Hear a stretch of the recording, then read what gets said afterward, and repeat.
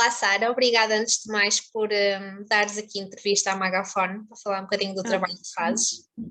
Obrigada eu pelo convite, eu é que agradeço o interesse também em conhecerem um bocadinho mais sobre esta área. Então, eu começava por te fazer a pergunta que muitas pessoas fazem, que é o que é que faz uma gerontóloga? Exatamente, que nome é esse, não é? Geronquê, geronquê. Então, a gerontologia é uma área de estudo do envelhecimento humano. É uma ciência que estuda o ser humano na sua amplitude, portanto, nos seus aspectos biológicos, sociológicos, psicológicos e especificamente naquele que é o processo de envelhecimento. Portanto, é uma disciplina multidisciplinar. Um gerontólogo, como eu costumo dizer, não vem nunca substituir nenhum outro profissional da área da psicologia ou da área da nutrição, por exemplo, mas vem trazer numa equipa multidisciplinar aquela lente que foca o indivíduo no seu envelhecimento, na sua fase da velhice. Eu costumo dar este exemplo e é realmente a melhor forma que eu tenho sempre de explicar. Nós não substituímos um psicólogo, mas nós, por exemplo, estudamos a psicologia no envelhecimento. Não substituímos um nutricionista, mas sabemos, ou temos uma base, uma formação de base daquilo que é nutrição no envelhecimento. O que é que isto nos permite? Realmente ter aqui uma base multidisciplinar para avaliarmos o indivíduo, não é? De uma forma biopsicossocial e depois realmente temos aqui muito um papel de gestor de caso, de conseguirmos desenhar um plano de intervenção para a pessoa em todas estas áreas e depois, claro, chamar os respectivos colegas das suas especialidades para poderem fazer uma intervenção mais aprofundada dentro daquilo que são as necessidades e potencialidades que nós identificamos. Sim, é um exemplo. Sara, e porquê é que tu falas muito na comunicação humanizada no envelhecimento? Porquê é que isto é tão importante? Sim, olha, isso tem a ver com uma oportunidade de formação que eu tive pós-licenciatura. Portanto, eu comecei a trabalhar e na minha entidade empregadora foi feita uma formação, portanto, uma especialização e o caminho é mesmo da certificação, é de constituir-se uma unidade Humanitude, portanto, foi formação na filosofia de cuidados Humanitude, que já agora deixo para pesquisarem. Quem tiver interesse nesta área vai adorar e é realmente uma área de interesse. E esta formação veio-me trazer aqui esta consciência e este interesse em perceber o que é este conceito do humanizado, lá está, o que é que isto diferencia de uma intervenção normal. E isto é sobretudo o colocarmos na nossa consciência de que quando nós estamos perante uma pessoa idosa, nós estamos perante, acima de tudo, uma pessoa que continua a ter as suas características, que tem a sua personalidade, muito mais vincada de qualquer um de nós, portanto já viveu muitos mais anos, tem uma história de vida muito mais longa de qualquer um de nós que está a interagir com ela, e é importante termos a consciência de que para que ela possa continuar a sentir-se pessoa, a reconhecer-se enquanto ser humano e interagir com o meio com dignidade e com o valor que tem, e de contribuição e de participação, que nós tenhamos alguns cuidados que parece perdermos devido à representação que não existe muito na sociedade da pessoa idosa, que é, portanto, tendemos, à medida que olhamos uma pessoa, à medida que ela se aproxima da velhice, vamos homogeneizando as características e, portanto, todos os idosos são ou ficam muito teimosos. A teimosia não é uma característica que existe nas outras fases de vida, aparece com o envelhecimento, que não é verdade. Ou todos os idosos gostam muito de carinho, todos os idosos gostam muito de conversar. Os idosos são uma segunda infância, que é assim a ideia que mais me mexe com o meu, pronto, enfim, com os meus nervos, não é? Porque realmente é uma visão muito errada, e o trazer esta humanização na interação, na comunicação, traz-nos mais consciência para termos em atenção estes aspectos e realmente colocarmos no nosso olhar ou retirarmos do nosso olhar estes estereótipos, mitos, portanto, estas generalizações que existem relativamente à pessoa idosa e que lhes traz consequências, como é óbvio, para a sua autoestima, para o seu sentido de ser pessoa, de dignidade, não é? e que eu acho que é fundamental. Portanto, nós somos seres sociais, é aquilo que nos diferencia, sobretudo dos restantes, não é? Seres vivos, e portanto, se não tivermos esta consciência e este cuidado em termos a certeza de que estamos a permitir que aquela pessoa continue a sentir-se digna e com a sua autoestima e o seu sentido de pertença à espécie humana, ela perder-se-á realmente no tempo e vai deixar de se reconhecer como tal. E depois é claro que vai perder capacidade de comunicação, vai perder capacidade de escolha, de decisão, de preferência, porque nós, sociedade, não é? E meio onde ela está inserida, é que lhes vamos retirando esta possibilidade, e por isso para mim é fundamental. Tudo o resto advém desta interação e desta forma de olhar para a pessoa idosa, sem dúvida. Falas aí de uma série de preconceitos que existem em relação às pessoas idosas, não é? Pela maior parte da sociedade. E uma dessas formas de interagir é a infantilização na linguagem. Que impactos é que isso pode ter no convívio com as pessoas idosas usar esse tipo de linguagem? Sim, a infantilização da linguagem, o elder speak, e para fazer um contexto para quem não conhecer o termo, é realmente uma forma de comunicação que advém desta representação que a sociedade tem da pessoa idosa, de que é uma segunda infância, mas pode ter aqui dois motivos. Por um lado, pode ser uma acomodação a algumas características que são reais e que existem em algumas pessoas idosas, e que pode ser realmente, pode ser uma ferramenta, digamos assim, que nos facilita a interação com a pessoa, não é? Todos nós temos amigos, sei lá, adultos conhecidos, que têm uma forma de comunicação muito mais carinhosa e não é? E que nos tratam por um diminutivo sempre, e que têm o hábito de se referirem às coisas pelos diminutivos e pelos termos carinhosos. Pronto, essa pessoa, quando envelhecer, possivelmente uma forma de comunicar com ela vai continuar a ser válida, esta infantilização, e nós chamamos infantilização porque é muito semelhante realmente à forma de comunicarmos com uma criança. É os diminutivos, é o tom, assim, uma entoação de voz quase que a cantar, ou um volume exagerado. Portanto, é assim algumas características muito parecidas como falamos com as crianças. E por existir uma acomodação a determinadas situações particulares, lá está, porque cada pessoa é uma pessoa, é um ser único, depois generaliza-se às restantes, e por outro lado é uma acomodação exagerada, baseada nesta representação que a sociedade tem de que todos os idosos são assim, todos vão gostar, portanto foram o senhor António toda a vida, mas quando chegar a idoso chamar por Toninho, de certeza absoluta que ele vai gostar mais. E não é verdade. Nós ignoramos de que a pessoa continua a ter a sua preferência e a reconhecer-se por aquilo que sempre foi tratada durante toda a vida. E isto traz consequências, é que não traz nada de bom, ainda para mais, a infantilização. Para a pessoa, desde logo, porque vai diminuir aqui a identidade dela. Né? Se ela se identifica como alguém que até tem alguma formalidade na interação, na comunicação, que até não gosta, nunca gostou do seu nome no diminutivo, ou nunca gostou que se referissem como querida, querido, eu por exemplo, meto-me alguma confusão, por isso eu espero quando for idosa. Eu vou fazer uma lista das coisas proibidas a fazerem quando for idosa, mas eu espero que realmente nunca tenha esta tendência, e quando lá chegarmos isto já há de ser mais disseminado, de me tratarem por querida ou amorzinho, ou porque não, de todo, hoje em dia já não é uma coisa boa de se fazer comigo. E portanto, partimos deste pressuposto de que todas as pessoas vão gostar daquela forma de tratamento, e isto vai ter realmente uma diminuição ali na identidade da pessoa, na sua autoestima, e até para a pessoa que está a tentar interagir com o idoso não vai ter nada de bom, porque vai ser a partir de uma barreira na comunicação.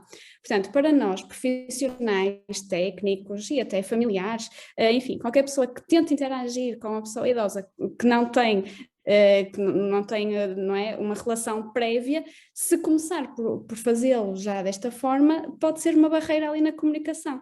E, portanto, aquela parte relacional que é tão importante para o que virá a seguir, com certeza, um técnico que queira intervir com a pessoa, que a pessoa realmente esteja a precisar daquele atendimento, daquele acompanhamento, seja o que for, se à partida vai interagir com ela de forma errada, que é quase de certeza, vai ser logo uma barreira ali na construção da relação e vai dificultar todo o processo a partir daí. Portanto, vantagem não há nenhuma, a menos que seja uma pessoa que nós já conhecemos e que sabemos que traz da sua vida, ao longo da sua vida, essa forma de tratamento e essa forma de se comunicar também ela com... Mas isso percebe-se, não é? Nas primeiras interações nós conseguimos depois ir adaptando, mas à partida não. Oh, Sara, a violência contra a pessoa idosa é uma realidade frequente em Portugal? Sim, é uma realidade frequente, não é uma realidade muito falada, porque também não é uma realidade que seja, não quero dizer divulgada, mas é de certa forma desvalorizada. Isto porquê? Existe um tipo de violência que é claro, a física nem vamos colocar em questão, porque acho que qualquer pessoa já consegue reconhecer, não é? Mas há um tipo de violência que é psicológica e que é a negligência e que é estas pequenas coisas que eu vou dizendo, o facto de não permitirmos que a pessoa continue a tomar as suas decisões, não permitirmos que a pessoa continue a gerir o seu próprio dinheiro. Isto são tipos de violência, mas que as pessoas não interpretam como tal. E, portanto, existe muito, mas nem sempre é reconhecido como aquilo está a ser uma violência, a menos que alguém de fora fosse lá avaliar e realmente trouxesse essa consciência. Por isso é muito subtil, nas suas mais variadas formas, tem impacto, claro que sim, todo tipo de violência tem um impacto muito negativo para a pessoa, mas é difícil de combater precisamente por isto, porque existe muita dificuldade em reconhecer estas capacidades e esta perfeita possibilidade da pessoa continuar a manter a sua autonomia, até em termos físicos. O facto de substituirmos a pessoa, vamos imaginar, ela ainda tem capacidade para continuar a fazer as suas refeições, mas alguém acha que ela não deve continuar a fazer, e então vai lá e substitui essa competência. Isso não é? Acaba por ser uma violência, nós estamos ali a substituí-la numa tarefa que ela ainda conseguia fazer autonomamente e a fazer com que a perca, efetivamente, porque vai deixar de a fazer. Mas isto não é ainda, e quando eu digo não é pela maioria da sociedade, obviamente quem percebe, não é? Técnicos e profissionais que trabalham na área já têm esta consciência, mas familiares, enfim, e a sociedade em geral não interpreta ainda isto como sendo um ato de violência para com a pessoa idosa, e eu acho que é realmente esta área sobretudo que está mais presente ainda, e que se fosse possível fazer um estudo quanto a percentagem que existe de idosos que está perante este tipo de violência, de tratamento, de atos, não é? Ficaríamos chocados com o resultado.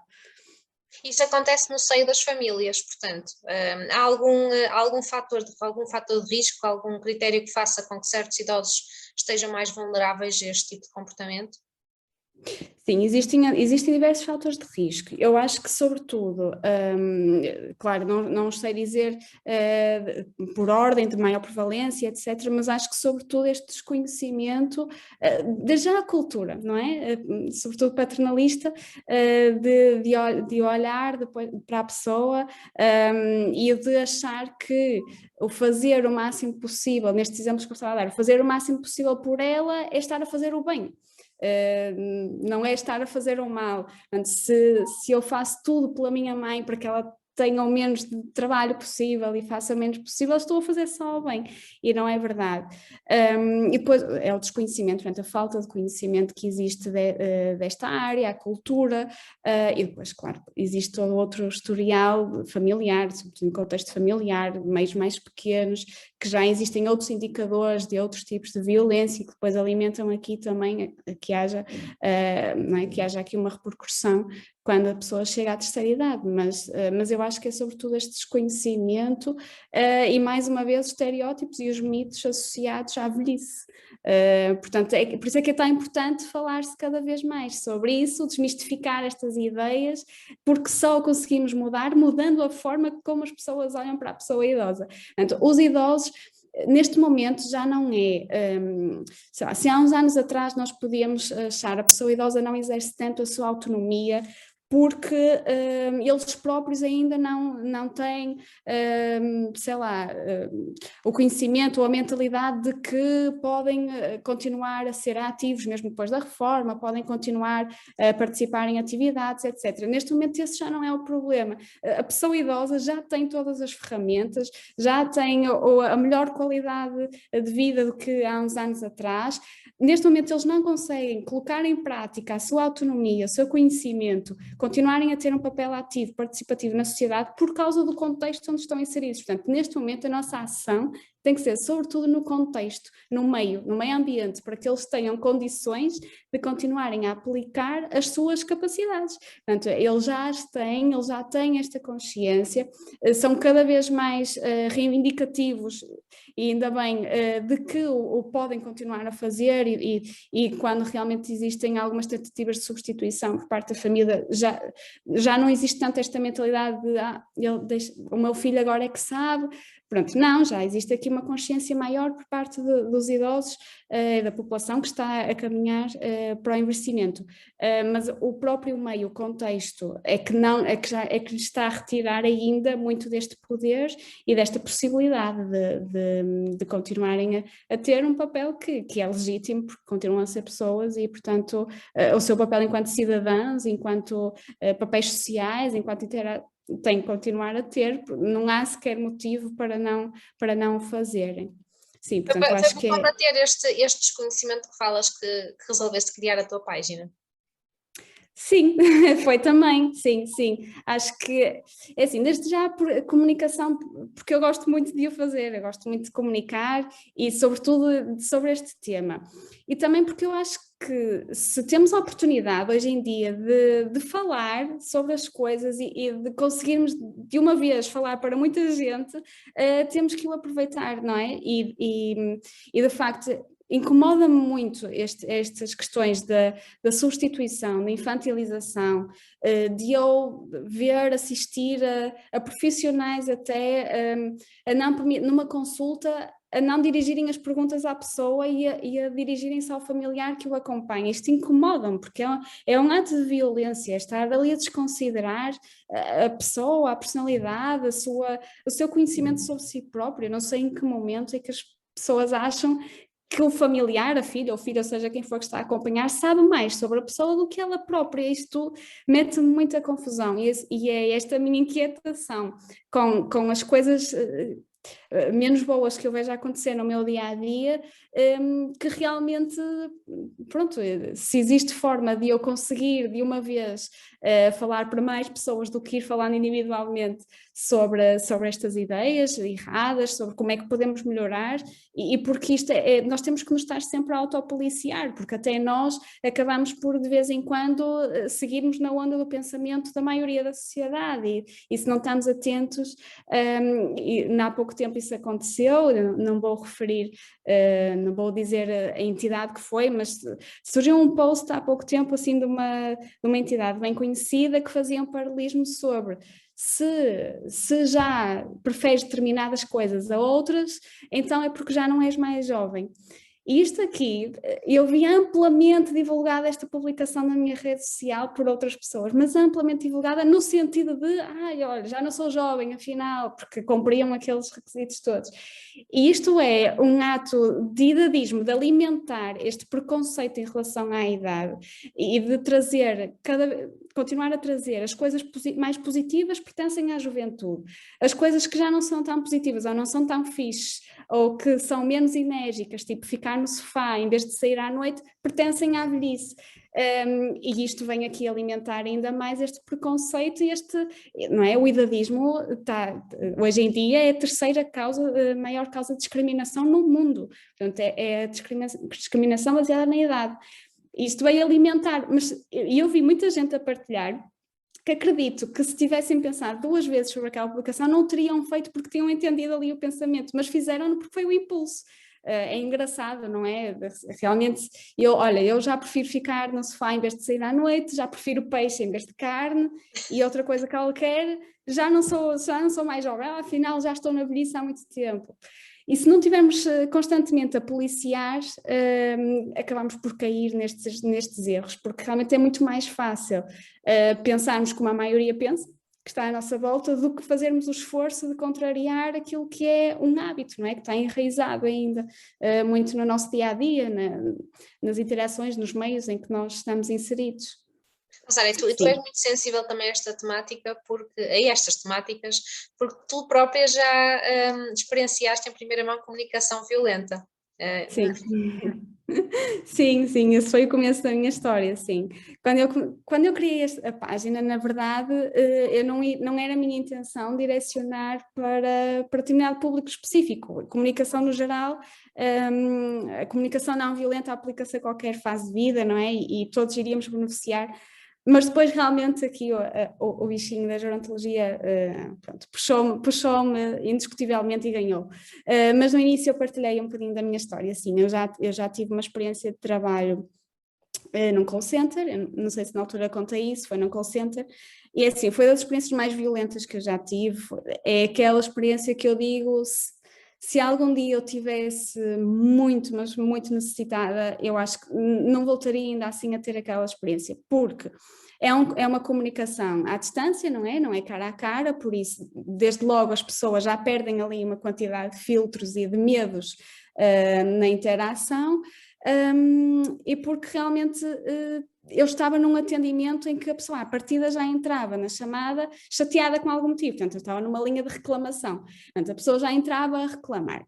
E eu vejo isso acontecer, hoje em dia quando eu vejo alguém à minha volta a ligar para alguma linha de apoio para reclamar de alguma coisa, eu entro em pânico, eu digo, por favor, lembra, podia ser eu que eu já estive do outro lado, não fales assim, por favor, porque se esquece que do outro lado está também uma pessoa e agride-se gratuitamente, porque se acha que assim vamos conseguir atingir o nosso objetivo.